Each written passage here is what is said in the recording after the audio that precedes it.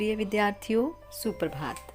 मैं निशानंद Cambridge international school Dasuya की ओर से एक बार फिर आपका हिंदी कक्षा में स्वागत करती हूँ। और मुझे पूरी उम्मीद है कि आप सब बच्चे अपने अपने घरों में अपने परिवार के सदस्यों के साथ स्वस्थ तथा सुरक्षित होंगे और अपना अपना जो पढ़ाई का जो भी कार्य है उसे बहुत अच्छे से कर रहे होंगे। तो चलिए बच्चों, आज के विषय की ओर जाने से पहले हमने जो अपनी पिछली कक्षा में किया था, पहले हम उस पर थोड़ी सी चर्चा कर लेते हैं। तो अपनी पिछली कक्षा में हमने क्या किया था? अपनी पिछली कक्षा में मैंने आपको एक तो दोहराई करवाई थी। किसकी किसकी करवाई थी? एक तो कारतूस पाठ की और एक कविता आत्मत्राण की, और साथ में वाक्य रूपांतरण के विषय में भी समझाया था। ठीक है बच्चों, उससे पहले हमने कौन सा पाठ किया था, आप ये बताइए मुझे। हमने कविता की थी। कौन सी कविता की थी? पर्वत प्रदेश में पावस, जिसमें जो कविता थी वो किस पर आधारित थी? पहाड़ी क्षेत्र में वर्षा ऋतु का वर्णन उसमें किया गया था। और प्रकृति में कौन कौन से बदलाव आते हैं ये आपको बताया गया था उस कविता के माध्यम से। उसके प्रश्न उत्तर भी हमने कर लिए थे। तो चलिए, ये तो रही हमारी पिछली कक्षा की बातें। तो आज हमने जो विषय करना है, अब हम उसकी बात करते हैं। आज हम आपकी स्पर्श जो पाठ्य पुस्तक है उसमें जो कविता है वो है कर चले हम फिदा। ये कविता आज हम करेंगे।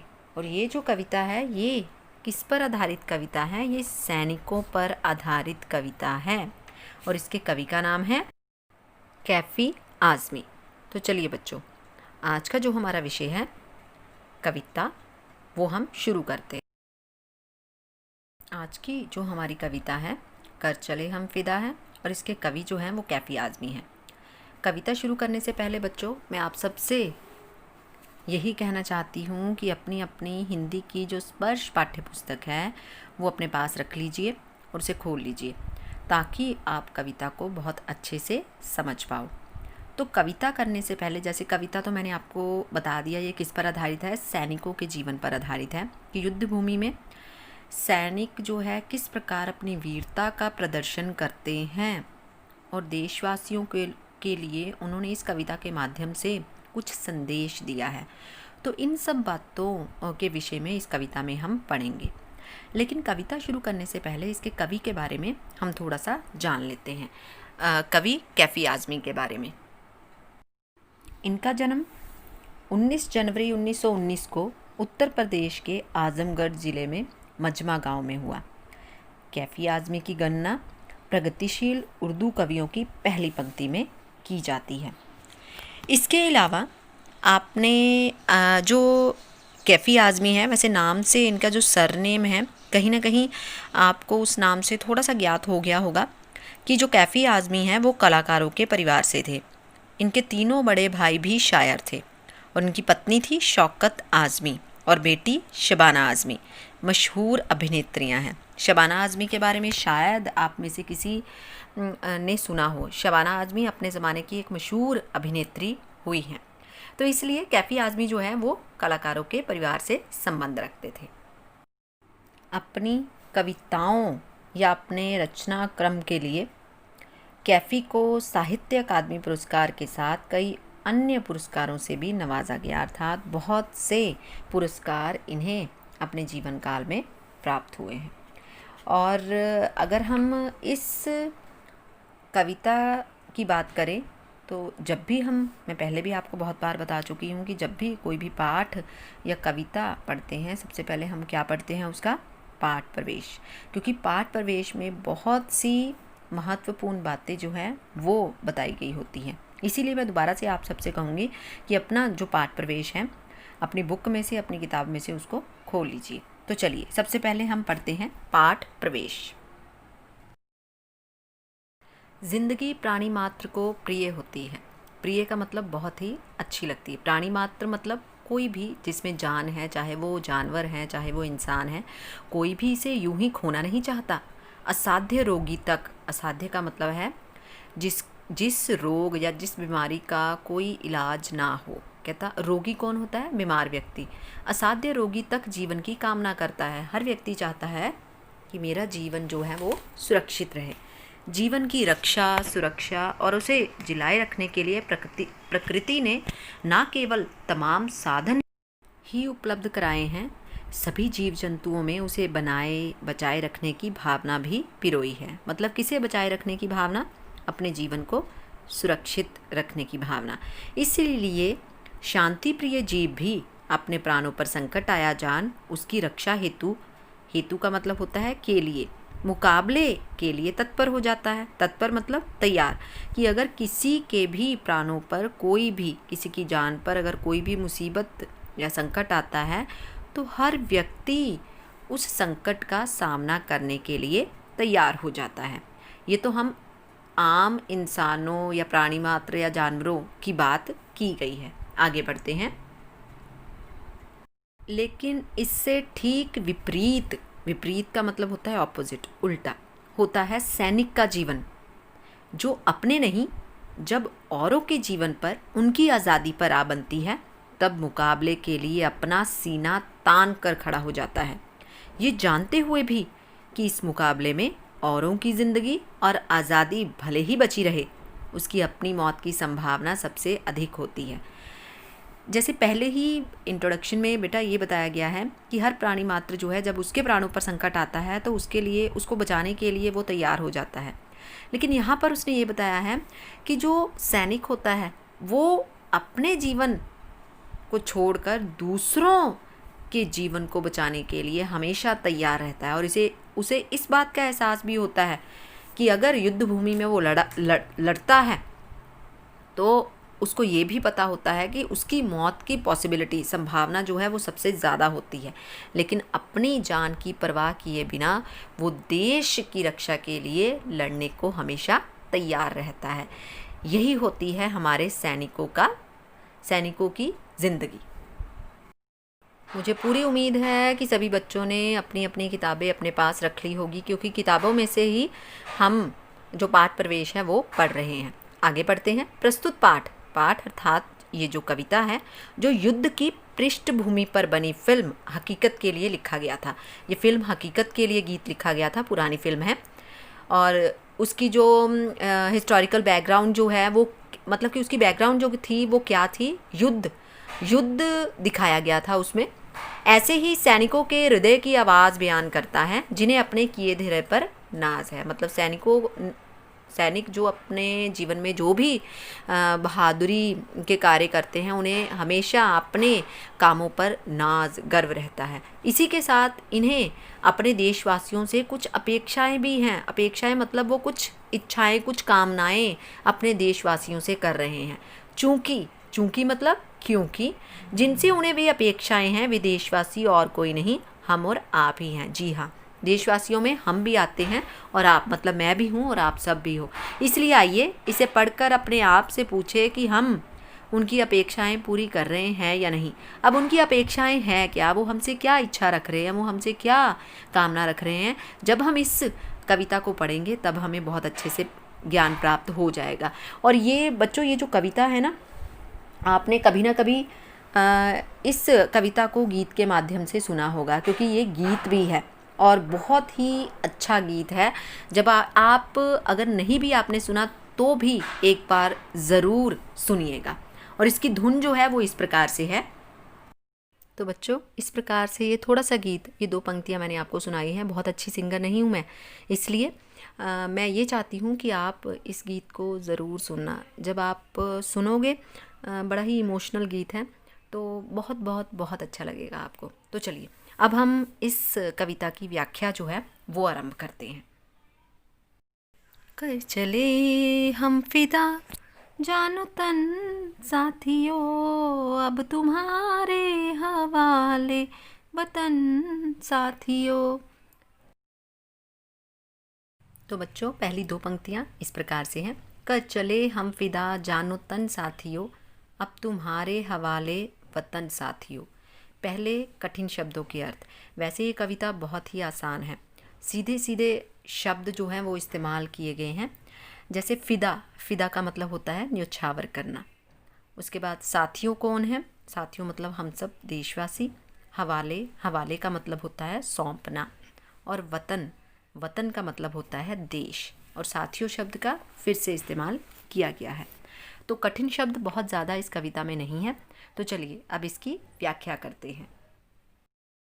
इन पंक्तियों में या इस गीत में या इस कविता में जो सैनिक है वो अपने हृदय अर्थात दिल की जो आवाज़ है वो बयान करता हुआ कह रहा है कि युद्ध भूमि में सैनिक देश की रक्षा करते हुए अपने प्राणों को न्यौछावर करते समय अन्य साथियों से कहते हैं कि हम तो देश की रक्षा के लिए अपना शरीर और अपना प्राण, अपने जो प्राण है वो न्यौछावर करके इस दुनिया से जा रहे हैं।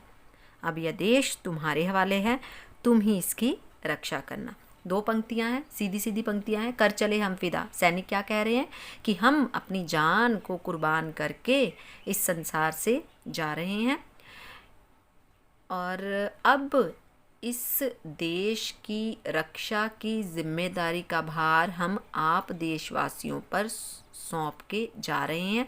आप देश की रक्षा ज़रूर करना। पहली 2 पंक्तियों की व्याख्या इस प्रकार से करनी है। अगली पंक्तियाँ इस प्रकार से हैं। सांस थमती गई, नब्ज जमती गई, फिर भी बढ़ते कदम को ना रुकने दिया। सबसे पहले कठिन शब्दों के अर्थ। थमना या थमती का मतलब रुकती या रुकना। नब्ज, नब्ज क्या होती है? जैसे नाड़ी जो होती है, जैसे हमारे शरीर में कितनी सारी, जैसे वेन्स जिसे हम कहते हैं, नब्ज अर्थात नाड़ी। नस, नस भी बोल सकते हैं इसे। तो ये तो हुए कठिन शब्दों के अर्थ। सीधे सीधे शब्द बताए गए हैं इन पंक्तियों में। सांस थमती गई, नब्ज जमती गई, फिर भी बढ़ते कदम को ना रुकने दिया। अब जो सैनिक है, आपको पता होगा बच्चों, कितनी कठिन परिस्थितियों में जहाँ पर वो तैनात होते हैं वहाँ पर बहुत ही जो परिस्थितियाँ हैं वो बहुत ही कह सकते हैं जैसे विपरीत होती हैं। मतलब कि वहाँ पर वेदर कैसा होता है, कभी तो बहुत ज़्यादा ही ठंड होती है और कभी जो है बहुत ज़्यादा ही गर्मी होती है। कहने का मतलब ये है कि कहता है जो सैनिक है वो ये कह रहा है कि युद्ध भूमि में हमारी ठंड के कारण हमारी जो नसें हैं वो जमने लगी हैं, सांस हमारी रुकने लगी है। कि युद्ध भूमि में युद्ध करते समय हमारी ठंड के कारण जो नसें हैं वो जम रही हैं और उसके साथ साथ क्योंकि ठंड बहुत ज़्यादा है और उसके साथ साथ हमारी सांसें जो हैं वो रुकने वाली हैं, परंतु फिर भी बढ़ते कदम को ना रुकने दिया। परंतु फिर भी हमने अपने कदमों को आगे बढ़ने से नहीं रोका है। अर्थात शत्रुओं की तरफ हमारे जो कदम हैं वो आगे ही आगे बढ़ते जा रहे हैं। अगली पंक्तियाँ इस प्रकार से हैं। कट गए सर हमारे तो कुछ गम नहीं, सर हिमालय का हमने न झुकने दिया, मरते मरते रहा बाकपन साथियों, अब तुम्हारे हवाले वतन साथियों। सबसे पहले हम कठिन शब्दों के अर्थ करते हैं। वैसे मैं आपको साथ साथ में बताती जा रही हूँ कि ये जो कविता है वो इतनी ज़्यादा कठिन नहीं है। तो सीधे सीधे इन्होंने शब्द दिए हैं और इसी के अनुसार ही व्याख्या की गई है। जैसे पहली पंक्ति में कट गए सर हमारे तो कुछ गम नहीं, गम का मतलब होता है दुख, और सर हिमालय का हमने न झुकने दिया। हिमालय, हिमालय पर्वत जो हमारे देश की आन बान और शान का प्रतीक है। मरते मरते रहा बांकपन साथियों, बांकपन का मतलब होता है साहस, हिम्मत। अब तुम्हारे हवाले वतन साथियों, वतन का मतलब देश और हवाले का मतलब सौंपना। तो चलिए अब इसकी व्याख्या करते हैं। जैसे युद्ध भूमि में शत्रुओं के साथ लड़ते लड़ते जो सैनिक हैं वो ये कह रहे हैं कि शत्रुओं से लड़ते लड़ते सिर कट जाने पर भी हमें ज़रा भी दुख नहीं है, बल्कि हमें इस बात पर गर्व है कि हमने हिमालय पर्वत जो हमारे देश की आन बान और शान का प्रतीक है, हमने उसके सिर को कभी भी झुकने नहीं दिया। कि कट गए सर हमारे तो कुछ गम नहीं, शत्रुओं से लड़ते हुए चाहे हमारे सर कट गए, चाहे वीरगति हमें प्राप्त होगी, इस बात का हमें कोई दुख नहीं है, लेकिन हमें इस बात पर गर्व है कि हमने अपने देश के मान सम्मान अर्थात हिमालय के सिर को झुकने नहीं दिया। मरते मरते रहा बांकपन साथियों, कि बेशक हम युद्ध भूमि में लड़ते हुए वीरगति हमें बेशक प्राप्त हो रही थी, लेकिन हमारे मन में बलिदान और संघर्ष का जोश बना हुआ था। मरते हुए भी हम में इतनी हिम्मत और साहस था कि हम शत्रुओं से मुकाबला भी कर सकते थे अभी भी, कि चाहे हम मर रहे थे फिर भी हमारा जो जोश है वो कम नहीं हो रहा था।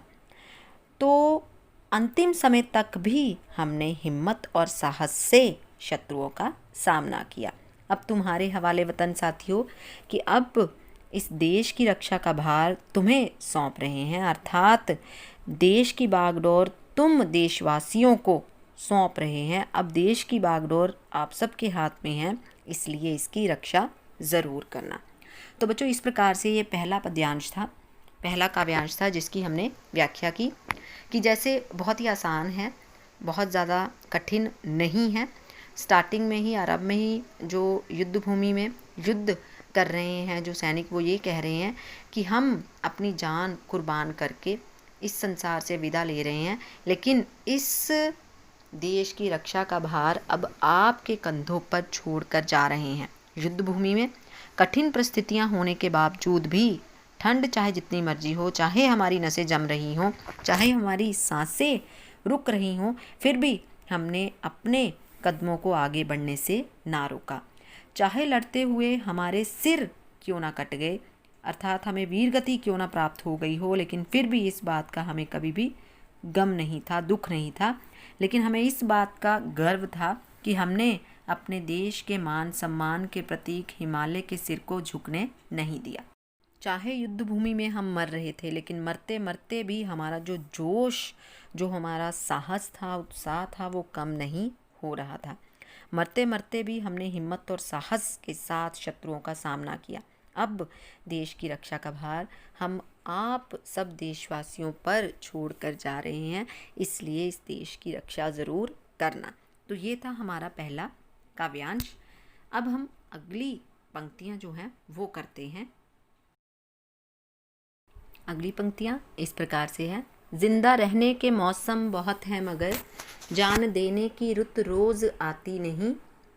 हुस्न और इश्क दोनों को रुसवा करे वो जवानी जो खूह में नहाती नहीं।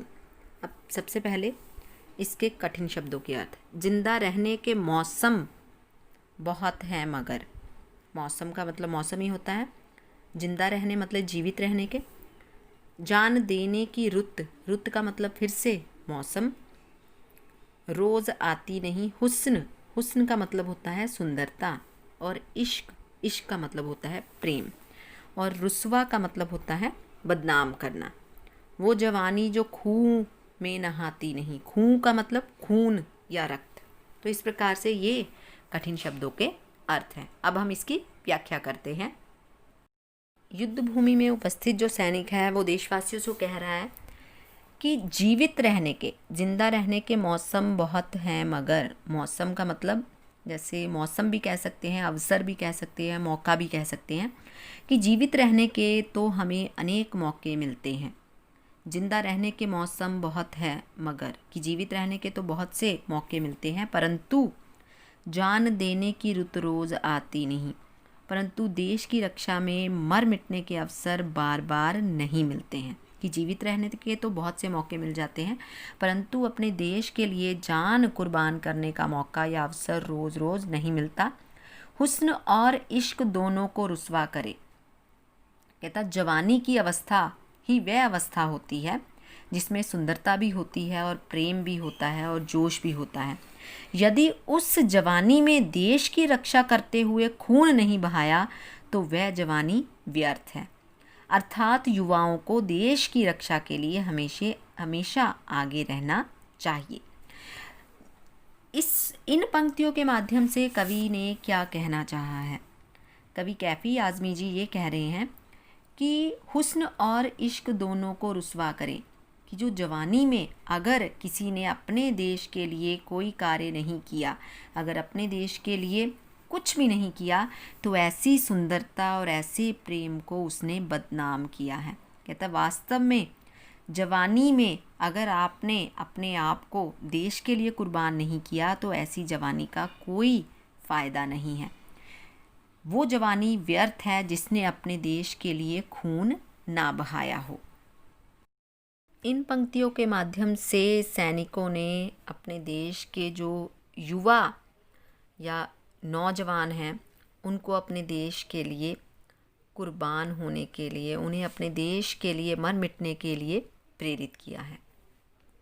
बच्चों, इस काव्यांश की अगली पंक्तियाँ इस प्रकार से हैं। आज धरती बनी है दुल्हन साथियों, अब तुम्हारे हवाले वतन साथियों।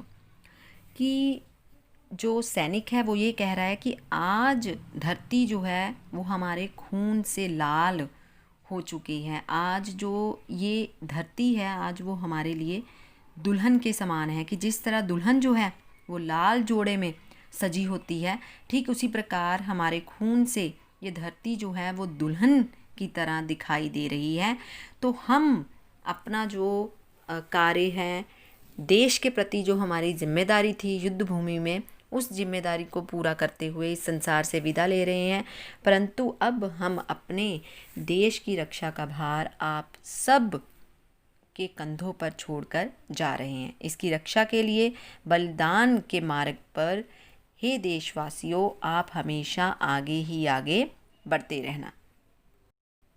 तो बच्चों, इस काव्यांश को एक बार दोबारा कर लेते हैं कि युद्ध भूमि में उपस्थित सैनिक सभी देशवासियों से ये कह रहा है कि जीवित रहने के मौसम या अवसर तो हमें बहुत मिलते हैं, परंतु अपने देश के लिए कुर्बान होने का अवसर जो है वो कभी कभी मिलता है। इसलिए जवानी की अवस्था ही वो अवस्था होती है जब हम अपने देश के लिए कुछ कर सकते हैं, क्योंकि जवानी में ही सुंदरता भी होती है और जवानी में ही प्रेम भी होता है। लेकिन वो जवानी जो है वो किसी काम की नहीं है जिस जवानी ने अपने देश के लिए खून ना बहाया हो। अर्थात नौजवानों को अपने देश के लिए बलिदान होने की प्रेरणा देते हुए युद्ध भूमि से एक सैनिक अपने हृदय की जो आवाज़ है वो बयान कर रहा है। फिर आगे क्या कहा गया है कि आज हमारी धरती जो है वो दुल्हन की तरह लग रही है, इसलिए अपनी धरती की रक्षा करना हम सबका कार्य है। परंतु अब युद्ध भूमि में हम अपनी जान कुर्बान करके इस संसार से विदा ले रहे हैं और अपने देश की रक्षा की जिम्मेदारी का भार हम आप सब पर छोड़कर जा रहे हैं। हमारे देश की रक्षा ज़रूर करना। तो बच्चों, मुझे पूरी उम्मीद है कि आज हमने ये जो कविता के 2 काव्यांश किए हैं वो आप सबको बहुत अच्छे से समझ आ गए होंगे। जो बाकी रहती कविता है वो हम अपनी अगली कक्षा में करेंगे। तब तक के लिए आप सबका कार्य यही है कि आप सब ने इस कविता का पाठ प्रवेश ज़रूर पढ़ना है और इस कविता की व्याख्या जो मैंने आपको करके बताई है, कठिन शब्दों के अर्थ बताए हैं, आपने उन कठिन शब्दों के अर्थों को साथ साथ में समझना है और कविता की व्याख्या को भी समझने की कोशिश करनी है। तो चलिए, आज के विषय की समाप्ति हम यहीं पर करते हैं। अगली कक्षा में फिर से मिलेंगे और इस कविता को पूरा करेंगे। तब तक के लिए घरों में रहें, स्वस्थ रहें, सुरक्षित रहें। धन्यवाद।